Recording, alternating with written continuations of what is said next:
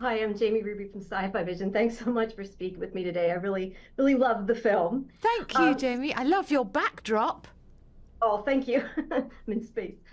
So to start out, Olivia, obviously your character of Edith is very repressed. She tries to be perfect and everything. But later in the film, you're saying what's in the letters, quite some filthy things. There's a lot. Was it ever hard to kind of get through some of that without cracking up? So sort of talk about that and also straddling sort of being funny and staying serious at the same time? Oh, yes. I mean, no spoilers, obs, but it was.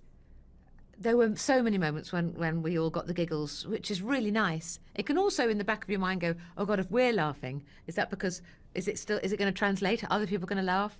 Does it put more pressure when you're doing a comedy? If people are laughing, Does it make, yeah, so if you do something that you know is meant to be a funny line, and you can feel the crew and the room is kind of with you, do you kind of go, oh phew, it's working? Or in a funny way, do you feel more pressurized? no, it's much nicer if someone laughs. Okay, great. Yeah, I mean, if you think you're doing a comedy and it's absolute silence and you can see, like boom ups going cross-eyed with boredom. Yeah, Oh, no, God. obviously, yeah, What did you ask? I'm so sorry. So, How did you feel doing the comedy and the drama and carrying those two parts? Did you find that hard? oh, thank you. No, I love that sort of. I love black humour. I love humour that's delivered with a straight face. Or I love it when the character is trying to show something, but what's coming out makes it funny. I love those juxtapositions. I know that Edith is.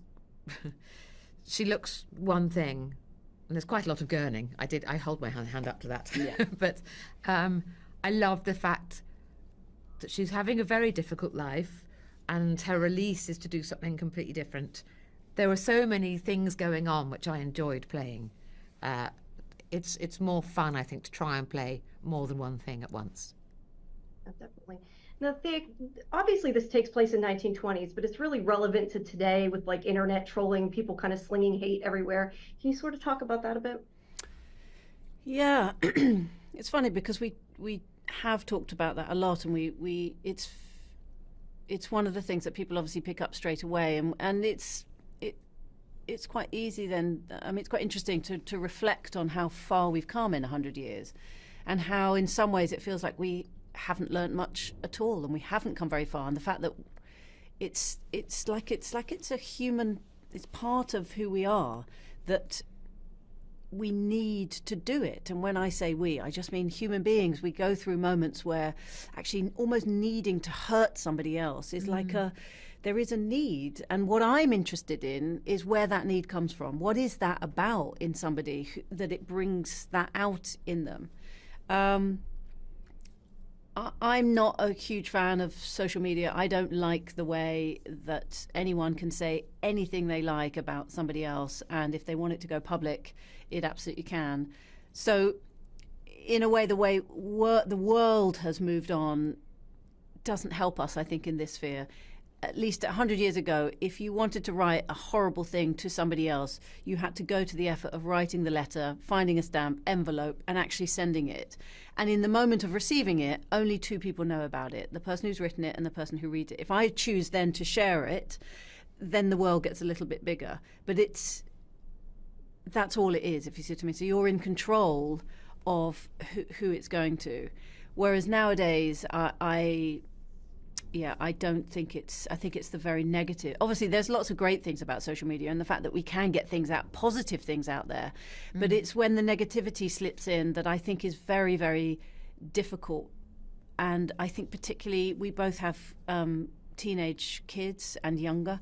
And all the stories are there. We know that they can really struggle with how to handle that within their own lives, and the pressure that they feel to be part of that world. And if they're seen to reject it, what that says. And I think we're in a difficult moment with that. Yeah, I want to encourage all our lovely young people to move away from social media and just look up, look out. Only spend time with people who make you feel good about yourself and who are loving, and just get rid of sort of online unkindness. I know that's harder to say, but I'd like to take the opportunity to suggest come away from social media. You might feel happier. All right. Well, thank you so much, both of you. I really appreciate it. Like I said, I enjoyed the film, so thank you. Thank you very much. Lovely talking to you. Thank you, Jamie. Have a good rest of your day. Thanks. Bye-bye. Bye-bye, and you.